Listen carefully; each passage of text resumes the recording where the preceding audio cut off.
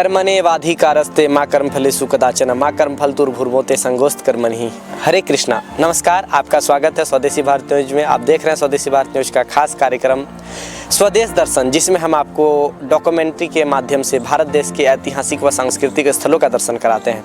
हमारी उपस्थिति इस वक्त कृष्ण भगवान के एक ऐसे भक्त की जन्मभूमि में है जो पूरे विश्व में विख्यात है, और उन्हीं के पद चिन्हों पे आज के समय में इस्कॉन नाम की एक संस्था पूरे विश्व में काम कर रही है। तो आप जान ही गए होंगे, वो महापुरुष को हम लोग चैतन्य महाप्रभु के नाम से जानते हैं। जी हाँ, हमारी उपस्थिति इस वक्त मायापुर में है, और इसी मायापुर में सन 1486 में कृष्ण भगवान के एक बहुत बड़े भक्त चैतन्य महाप्रभु की जन्म हुई थी, और उसे पहले लोग नवद्वीप के नाम से जानते थे, और अब जो है एक यहाँ पे मायापुर नाम की एक जगह विकसित हो गई है। एक इसे मायापुर धाम कहा जाता है, और पूरे विश्व के लोग यहाँ पे आते हैं।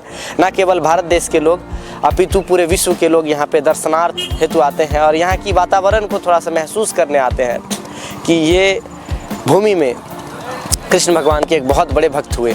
तो हमारे साथ इस एपिसोड में आप बने रहिए। हम आपको मेरे पीछे मौजूद ये इस्कॉन मंदिर, इस मंदिर की कहानी व विशेषताओं को बताएंगे, और साथ ही इस मायापुर की कहानी और इतिहास को बताएंगे।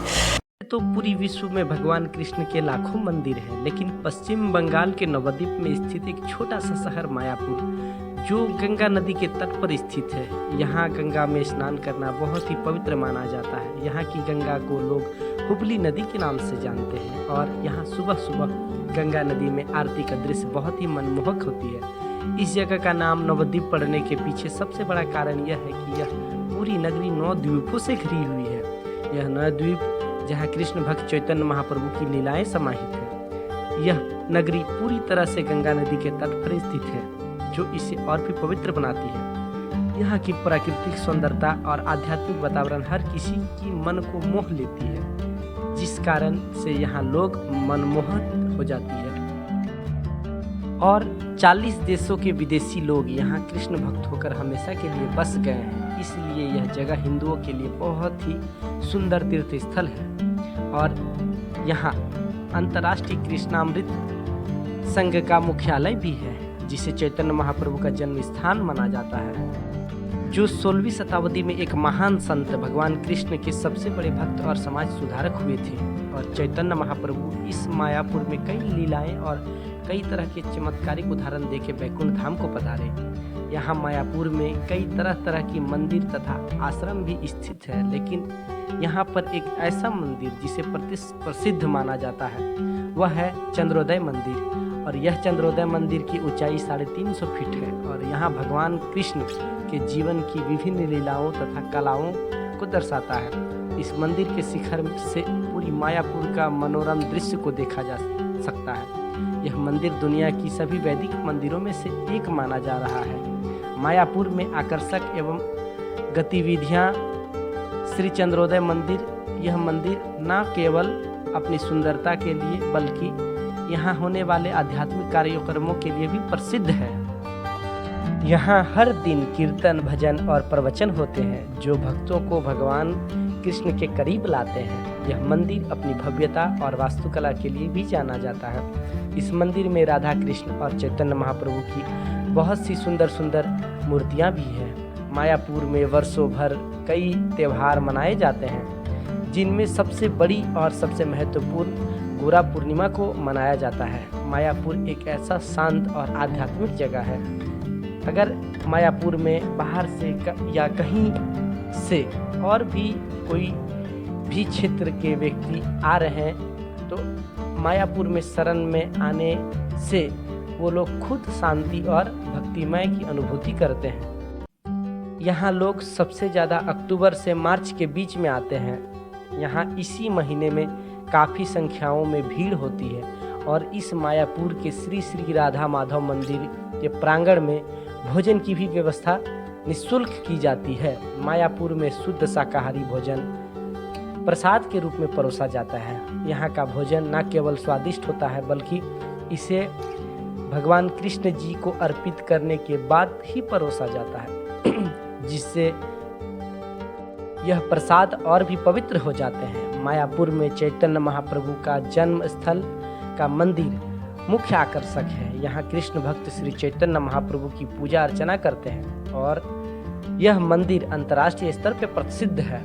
और यहाँ योगपीठ की स्थान भी है, जो श्री लीला भक्ति सिद्धांत सरस्वती ठाकुर का आश्रम है, जो इस्कॉन के संस्थापक आचार्य जी हैं। मायापुर की यात्राएं न केवल धार्मिक दृष्टिकोण से महत्वपूर्ण है, बल्कि यह एक आध्यात्मिक तथा मानसिक शांति का अनुभव को प्रदान करती है। यहाँ के हरियाली मैदान, पवित्र नदियाँ और शांत वातावरण आध्यात्मिकता की ओर गहराई से महसूस कराती है। जब मौसम सुनहरा और ठंडा रहता है, तब इसी के दौरान यहाँ पर कई त्यौहार और कई उत्सव भी मनाए जाते हैं, जो कि यात्रा को और भी यादगार बना देते हैं।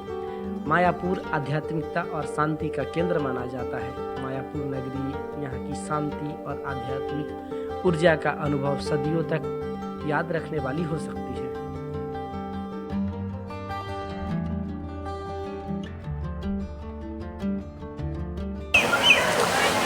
तो इस मायापुर के दृश्यों के साथ आप इस मायापुर के बारे में और इस इस्कॉन मंदिर के बारे में जो भी विशेषताएं हमें जानकारी थी इंटरनेट के माध्यमों से, यहाँ आने के बाद यहाँ के वातावरण से जो भी हम जान पाएँ, जो हम समझ पाएँ, जो हमारे पास जो जानकारी थी वो हम आपको दिए। लेकिन अब इस मायापुर के बारे में और यहाँ की इस्कॉन मंदिर के बारे में और ये चैतन्य महाप्रभु के जन्मभूमि के बारे में और कुछ जो है यहाँ के गूढ़ रहस्य जो है, यहाँ के जो हैं और प्राचीन जो कथा है और जो भी इतिहास है, उन चीज़ों को थोड़ा सा यहाँ जो रह रहे हैं महाराज जी से हम जानने की कोशिश करेंगे। महाराज जी, एक बार आप पुनः हमारे दर्शकों को अपना परिचय दे दीजिए। हरे कृष्णा। मैं राधा दामोदर दास, मैं मायापुर से हूँ। मेरा बेस मायापुर है और मैं 98 में मायापुर में आया था और मायापुर से ही ऑल ओवर द वर्ल्ड में हम प्रचार में 26 कंट्री जा सका हूँ और जाते हैं। अच्छा, आप 27 वर्षों से यहाँ पे हैं, है ना? अच्छा महाराज जी, हम तो अपने स्तर से अपने दर्शकों को बताएं कि यहाँ की क्या कहानी और इतिहास है, लेकिन हमसे ज़्यादा आपको जानकारी होगी इस यहाँ के बारे में, इस मंदिर के बारे में, चैतन्य महाप्रभु की ये पुण्य जन्मभूमि के बारे में। थोड़ा सा उस इतिहास को आप हमारे दर्शकों को आप बताएं।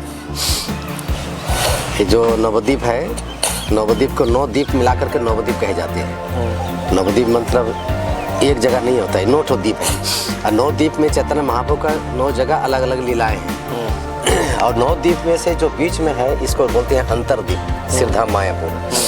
अभी हम जहाँ बैठे हैं मायापुर है और ये अंतरद्वीप है और इसी अंतरद्वीप में चैतन्य महाप्रभु का बर्थ प्लेस है। यहाँ से 1.5 किलोमीटर होगा।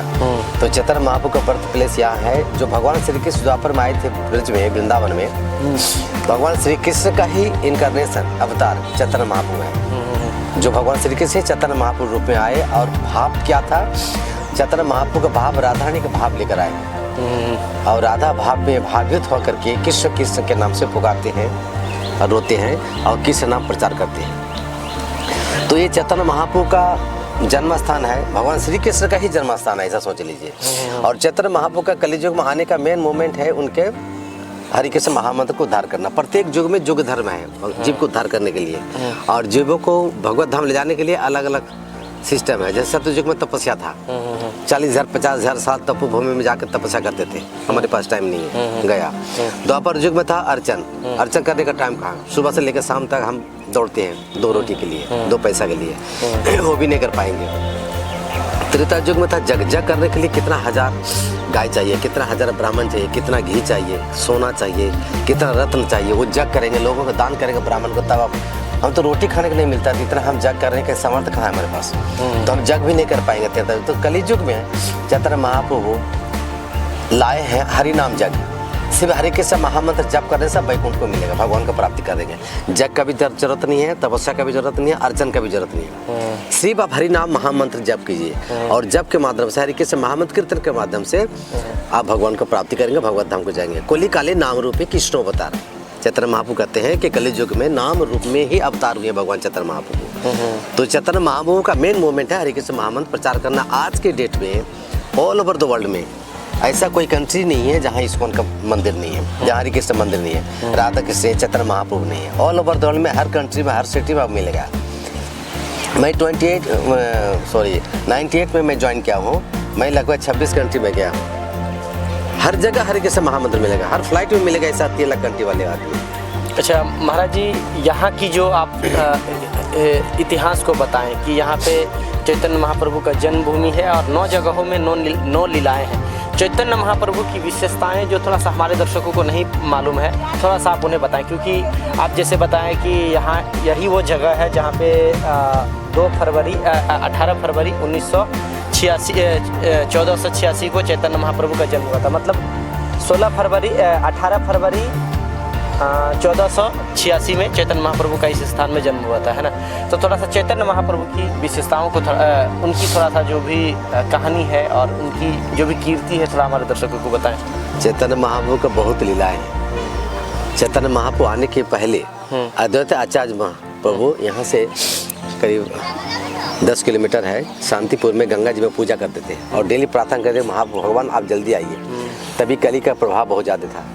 तो चैतन्य महाप्रभु जब पृथ्वी में आए तो आचार्य प्रभु यहाँ आए, अद्वैत आचार्य प्रभु, और उसको प्रणाम किए।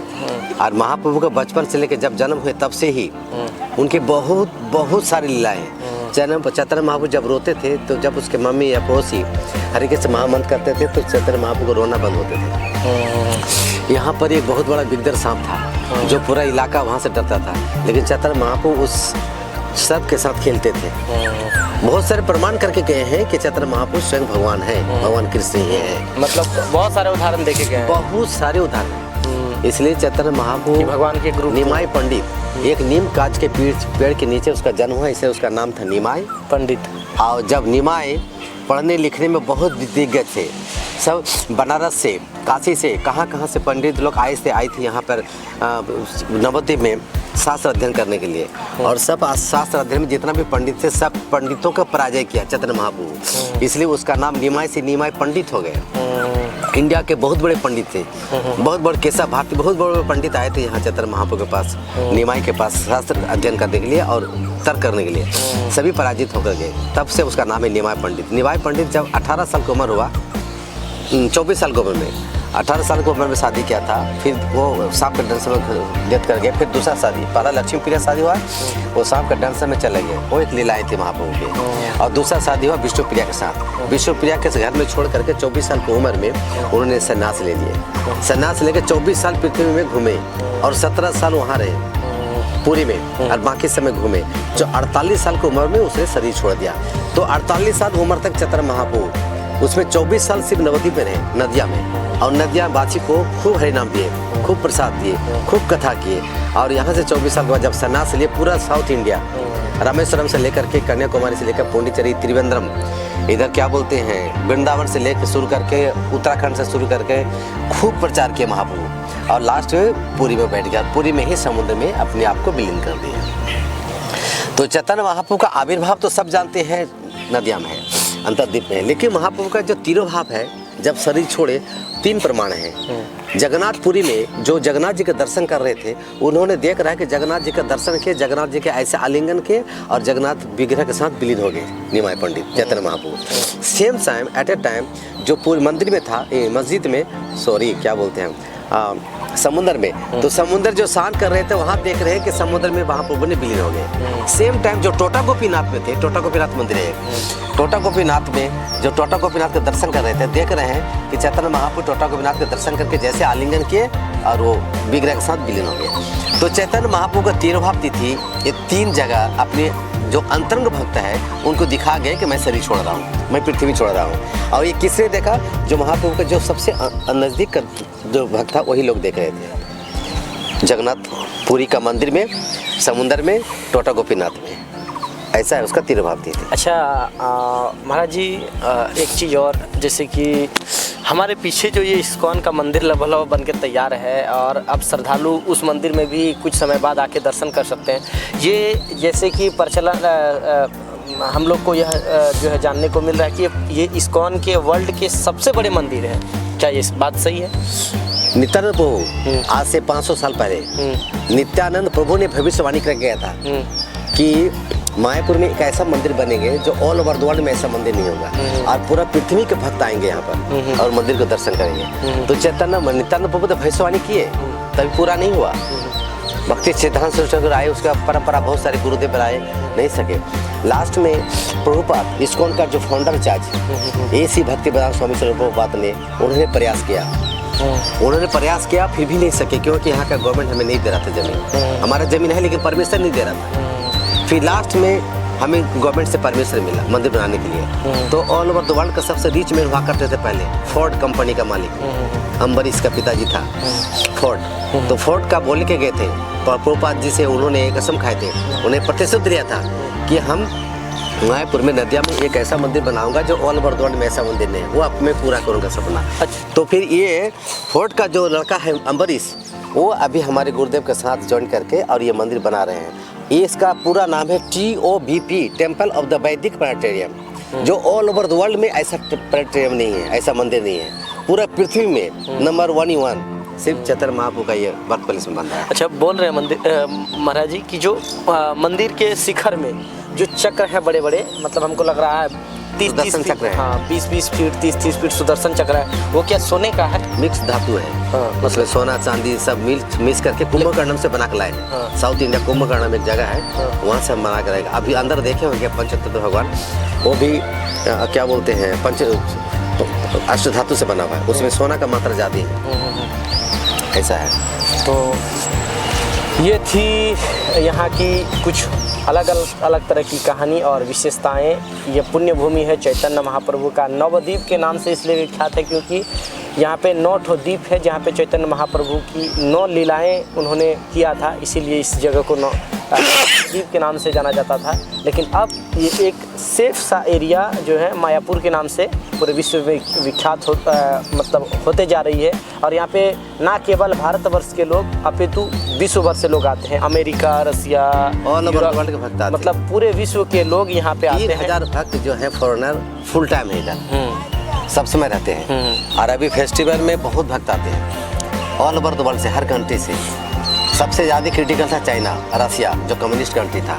अभी हमारे आज के डेट में सबसे ज़्यादा भक्त बने चाइना में और रसिया में। रसिया के बहुत सारे भक्त हैं, हर कंट्री से है यहाँ पर। तो आप देखें हमारे साथ इस एपिसोड में हम आपको इस जो है नवद्वीप मायापुर की कहानी और विशेषताओं को बताएं।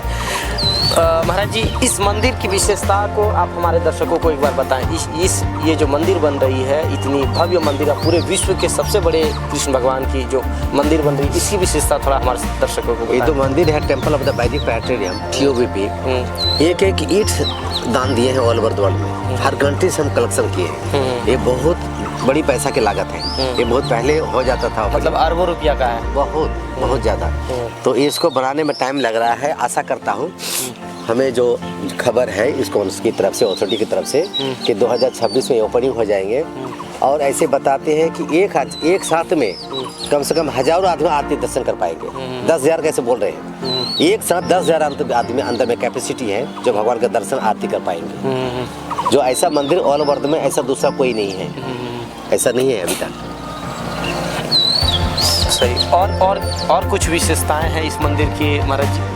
बहुत सारी व्यवस्था है मंदिर का, मत पूछिए। इसमें जो प्लानेटेरियम है, मंदिर तो रह गया, इसमें 3 ऑल्टर है, 3 मंदिर है अंदर में। नंबर 1 है, बीच में जो मिलेगा मेन मंदिर, मुख्य मंदिर होता है, वो अष्ट सखी और राधा माधव, ये है मेन। फिर उसके साइड में है पंचतत्व, चैतन्य महाप्रभु, नित्यानंद प्रभु, श्रीनिवास ठाकुर, गदाधर पंडित, अद्वैताचार्य। और फिर ये साइड में देख रहे हैं वो अलग से एक ऑल्टर है, उसको नृसिंह भगवान का मंदिर है। तो यहाँ 4 ऑल्टर है, 3 ऑल्टर है, एक चैतन्य पंचतत्व का, एक अष्टसखी राधा माधव, एक नरसिंह देव का। और 9 लिफ्ट है उसमें। और पुजारी का फ्लोर, एक फ्लोर सिर्फ पुजारियों का है। फिर हमारे ठाकुर जी का जो कुकिंग होते हैं, किचन है, बहुत बड़ी किचन है। और उस साइड में है, उधर साइड में है आपका प्लानेटेरियम। जो प्लानेटेरियम जो है वो ऑल ओवर द वर्ल्ड में ऐसा प्लानेटेरियम नहीं है। जो आपको दिखाएंगे समथिंग, कुछ डोनेशन रहेगा और उसमें दिखाएंगे 14 भुवन, उसके बाद स्वर्ग लोक, प्रेत लोक, बैकुंठ, गोलोक, वृंदावन, सब आपको अंदर दिखाएंगे। उसी के अंदर दिखाएंगे। प्लानेटेरियम वही है, उसको देखना ही बहुत जरूरी है। एक बार कोई देख लेगा तो अपने आप को मालूम हो जाएगा मैं कहाँ हूँ, कहाँ जाना चाहिए, लास्ट अंतिम उद्देश्य हमारा क्या है। ये चीज़ बहुत यूनिक मतलब होने जा रहा है इस मंदिर में, क्योंकि पढ़ के शास्त्र अध्ययन करके आदमी के दिमाग में अभी कलिजुग का टाइम वो नहीं पढ़ रहा है, लेकिन यहाँ पे विजुअल के माध्यम से एकदम देखेगा, प्रैक्टिकल देखेंगे। प्रैक्टिकल देखेगा। 14 भवन में बीच में है मैं भी है, 7 नीचे 7 ऊपर है। अच्छा, 7 14 नीचे क्या क्या है? 14 सुतल तलातल पताल इस तरह 7 है और ऊपर 7 है। उसके ऊपर एक लेयर है, उसके बाद बिरजा ने दिया, अयोध्या है, सब पार करना पड़ेगा हमको। स्वर्ग लोग है, सब पार करना पड़ेगा। प्रेत लोग है, सब पार करके तब हमारा आएगा वृंदावन, गोलोक वृंदावन, बैकुंठ धाम। हाँ, बैकुंठ धाम, वो वहाँ हमें जाना है। हमारा मेन उद्देश्य है कैसे how to go to back to God at. Golok Vrindavan हम कैसे जाएंगे? तो शास्त्र पढ़ने का आदमी टाइम नहीं है, लेकिन जब वो प्लेनेटेरियम जब देखेंगा आदमी, मैं कहाँ हूँ, मुझे कहाँ जाना है, अगर मैं गलती किया किसी तरह का नशा जो आमिष इलीगल सेक्स में गया तो मैं नीचे चला जाऊँगा पूरा नरक में, और थोड़ा समय कोशिश किया भक्ति करने का तो मैं ऊपर जाऊँगा। तो हरे कृष्ण का ध्यान करके अगर हरे कृष्ण का जाप करे तो लोग बैकुंठ धाम में जा सकते हैं। दूसरा कोई रास्ता नहीं है। कलह दोषे निदे राजन अस्त्य का महान गुना।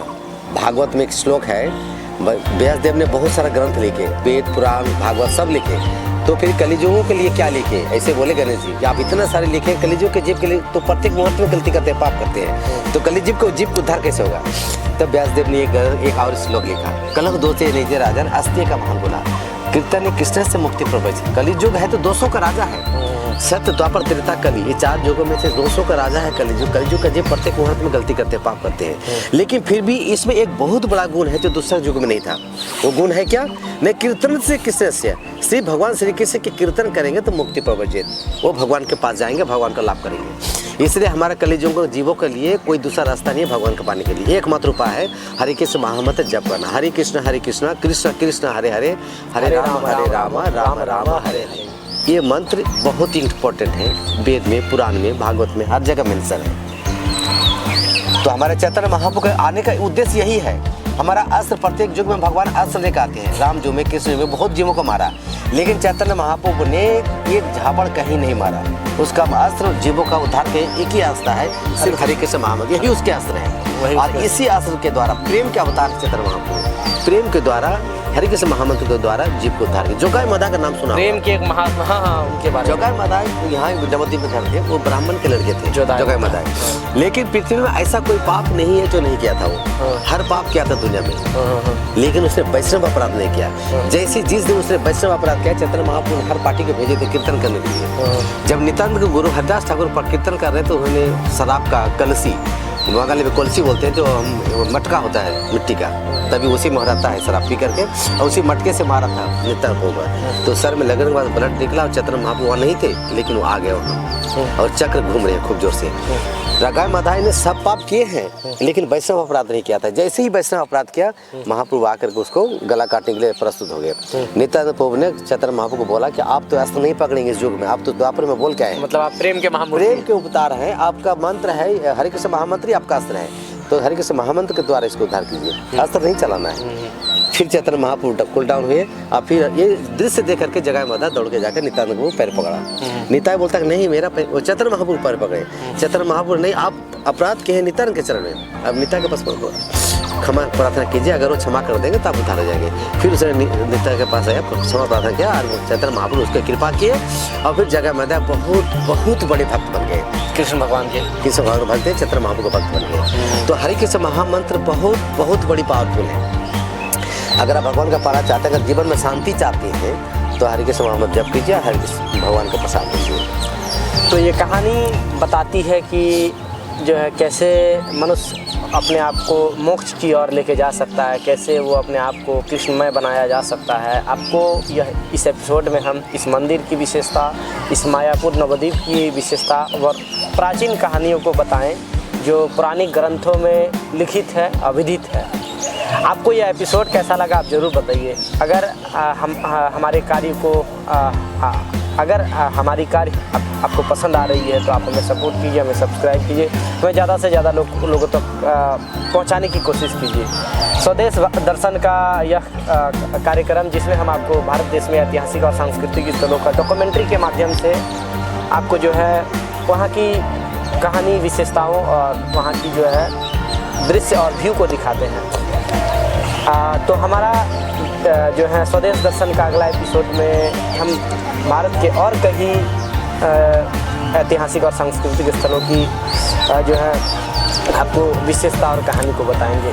तो तब तक के लिए बने रहिए स्वदेशी भारत न्यूज़ में। धन्यवाद, जय हिंद, वंदे मातरम। यहाँ की वातावरण में हम लोग भी ढल गए हैं और हम लोग भी थोड़ा सा जो है इस वातावरण में हम लोग अपने आप को आनंदित महसूस कर रहे हैं। ये हमारा तिलक देख के आप भी थोड़ा सा आश्चर्यचकित होंगे, क्योंकि हम लोग जो हैं यहाँ के वातावरण में ढल गए हैं। तो इसीलिए अंत में यहाँ से आपसे विदा लेते हैं। अंत में आप सभी दर्शकों को जय श्री कृष्णा, हरे कृष्णा। हरे कृष्ण।